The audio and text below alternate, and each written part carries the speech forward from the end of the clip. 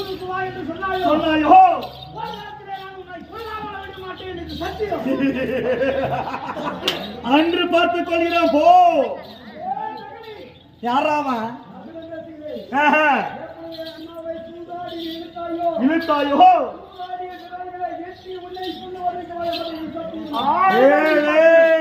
போடா பாத்துக்கிறோம்.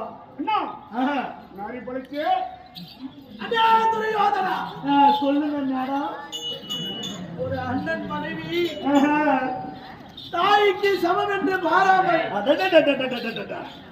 இந்த சிகை என்று சொல்லக்கூடிய கூந்தலை பிடித்து வந்து என்னை மானபங்கம் செய்ய நினைத்தாயோ?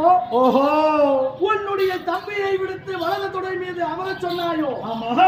அந்த வலது துணையிலே உன்னுடைய உயிர் இருக்கும்படி நான் சாவ நிறுகிறேன். ஆகட்டும். அது மட்டும் கிடையாது. என்னது? ஒரு நாளை இல்லை ஒரு நாளை ஆவது. ஓஹோ, எந்த கூந்தலை பிடித்து இழுத்து வர சொல்லி என்னை மானபங்கம் செய்தாயோ?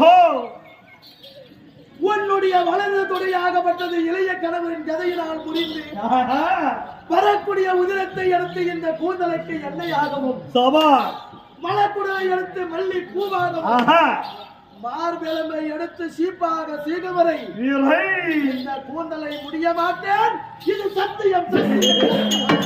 அண்ணா என்னைக்கு நான் பொட்ட கோழி கூவி பொழுது வேண்டியதுக்குதா வரைக்கும் இல்ல. அப்பயும் சாவுல தான் கூப்பிடணும். இந்த பொட்ட கோழி கூவுது, அது அன்னைக்கு பார்த்துக்கலாம். விடாதே,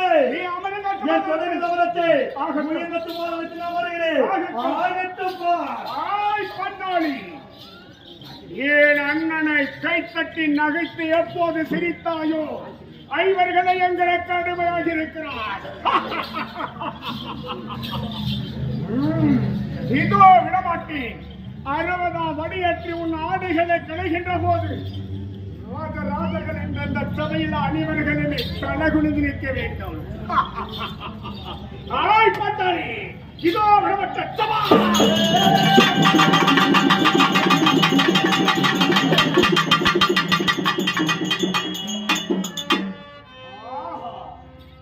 விடமாட்டேன். உன்னுடைய ஆடுகளை இணைக்க வளர மாட்டேன். சபா சபா சபா.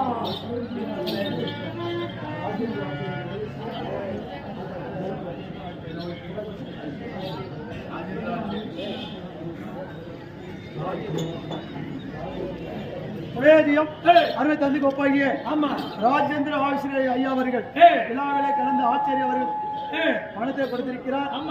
முன்னாள் தர்மகர்த்தாவாக இருந்து ஆழ்ந்து மறைந்திருக்கக்கூடிய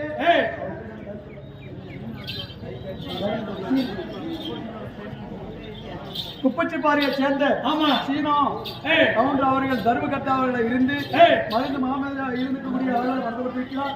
எந்த ஒரு தொழில் இல்லாமல் செய்யும் தொழிலை குடும்பம் மேல வளர ஆண்டுகிறோம். அவர்களுக்கு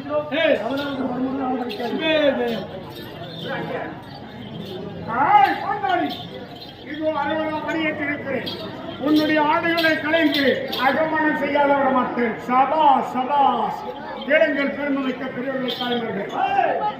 பாஞ்சாலி சபர்தம், திரௌபதி துயில், பெண் அடிமை என்று சொல்லக்கூடிய இனிய நாடகம். பாஞ்சாலி இப்போது எங்களுக்கு அடிமை.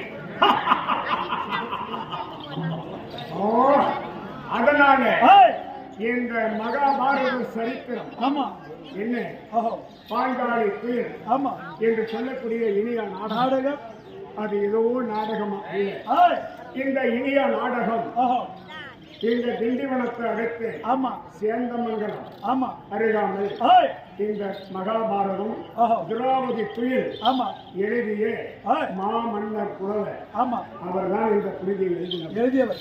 நாங்கள் 3 வருடத்துக்கு முன்பாக அங்கே ஆடி இருக்கிறோம். அவர்கள் ஊரில் பாரதம் மிகப்பெரிய இதே போல சிறந்த கதைகளை கண்டு மகிழக்கூடிய அந்த இடம். நமக்கு பாஞ்சாலி சபர்தம் திரௌபதி துயில் நாடகத்தை தமிழகம் முழுவதும் விற்றவர் அங்குதான் அவர் உருவாக்கியார். அவர் எழுதுகின்ற போது ஒவ்வொரு இடத்துல எழுதினார். யாருக்கு? அந்த பாஞ்சாலி சபர்தத்தை நாடகத்தை எழுதுகின்ற போது அந்த பாஞ்சாலி சபர்த நாடகம் எழுதி முடித்துவிட்டு உறங்கிக் கொண்டிருந்தார்.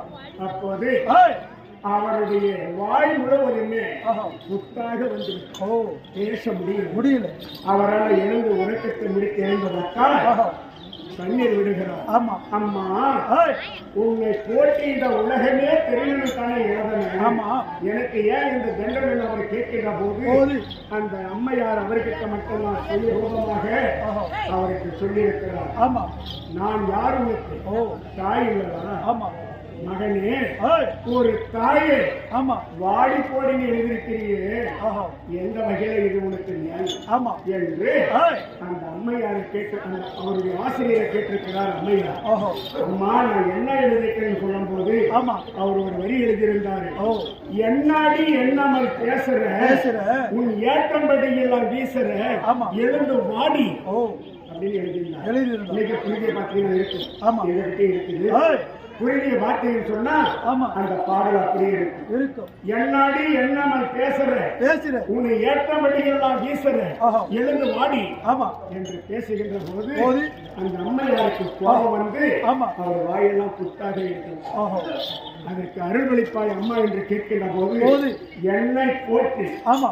அதை மாற்றி ஓஹோ. 3 பாடல் எழுது, ஓ நான் உனக்கு விமர்சனம் கொடுக்கிறேன்னு சொல்ல ஆமா. அப்பதான் எழுதினார். ஓ என்னாடி என்ற வார்த்தையை மாத்தி மாத்தி என்ன அண்ணி என்னமல் பேசுற நீ எண்ணம் போல வீசுற ஆமா. எழுந்து வா அண்ணி ஓ. எழுந்து வா ஆஹா. என்று ஆமா. பாடலை எழுதினார். ஓ அது மட்டும் இல்லை, ஆமா. பாஞ்சாலிய திருமணம் செய்ய ஏய். பாஞ்சால தேசம் போகின்ற போது. போது பண்ணும் புகழ்பெற்ற பாஞ்சால நாடு சென்றுமே வருவோம் வாருங்கள் என்று ஆஹா. இந்த 3 பாடலை எழுதுகின்ற போது ஆமா. முடிய ஓ. அவருடைய வாயெல்லாம் ஆமா. குட்டலாய் இறங்கி சுகம் பெற்றார். ஓஹோ. இதுதான் பாஞ்சாலியினுடைய சபதம். சபதம். எல்லா நாடகத்தை விட ஏய். விஷத்தன்மை உள்ள நாடகம். ஆமா. சாதாரணமா அல்ல. இந்த நாடகத்தில் ஓ. எத்தனையோ பேர்கள் ஆமா. அந்த அம்மையாரை தொட்டவர்களும் ஏய். கெட்ட வார்த்தையை திட்டார்கள். பராசக்தி அம்மா அண்ணன் நல்லா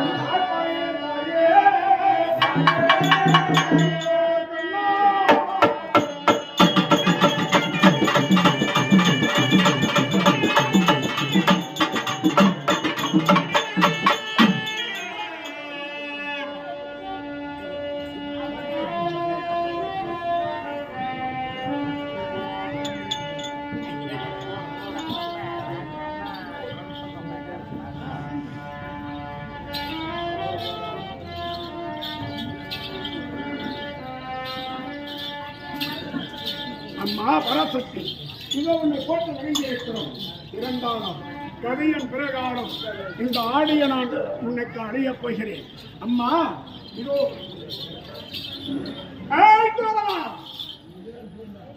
என்ன என் அண்ணனுடைய சட்டம்.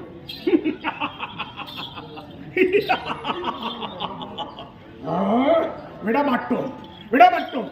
இதோ என் அண்ணனை எப்போது நகைத்தாயோ வலது பெற தொடமேல உட்கார வைக்காத விட மாட்டேன். இதோ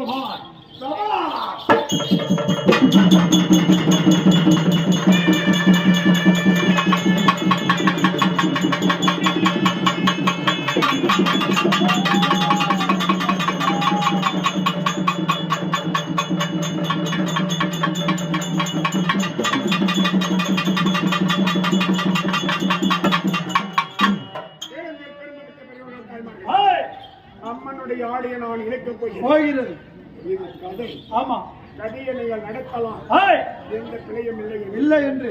ஏனென்றால் ஆமா, இங்க இருக்கக்கூடிய 1000 பேர்களில் ஒரே ஒரு ஆள் ஆமா வாழ்வின்னு சொன்னாலும் நிச்சயமாக எனக்கு விடும். ஆமா, அதனால நீ செய்வதோ கதை கதை நீங்கள் செய்யலாம் என்று ஆமா அனைவர்களும் கைத்தட்டி ஆரவாரத்தோடு வந்தன வழிபாடு செய்தால் அம்மனுடைய ஆடையை நான் இழுக்கப் போகிறேன். எல்லாம் ஜோரா கை தட்டுங்க.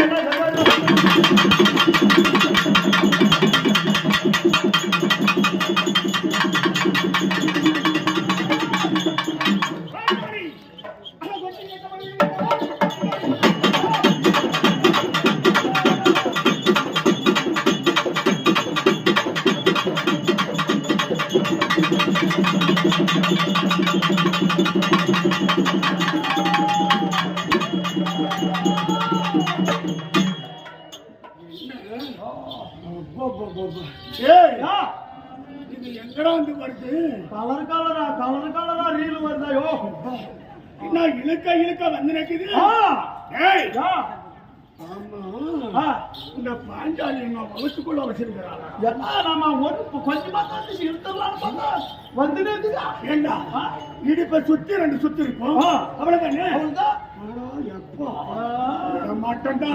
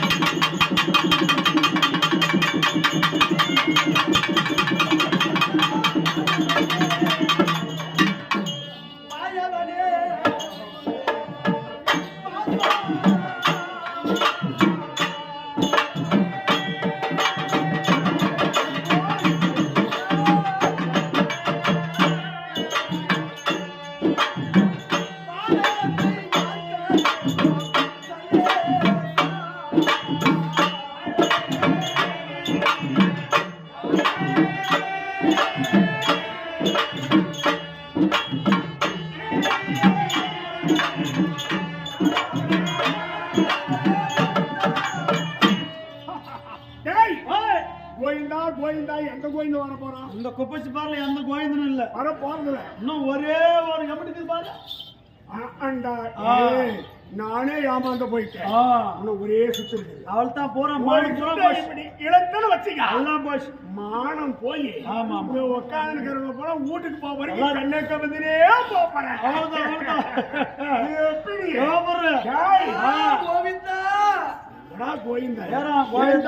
கோவிந்தா என்னுடைய உடம்பிலே ஒரு சுத்து ஆடை இருக்கிறது.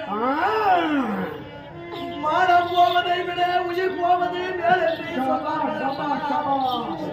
விடமாட்டேன். இந்த இதோ நாளிலே மானத்தை காக்க வேண்டும் அண்ணா. ஆனா ஒரு சித்து போனாலும் மறுசித்து இருக்கிறேன்.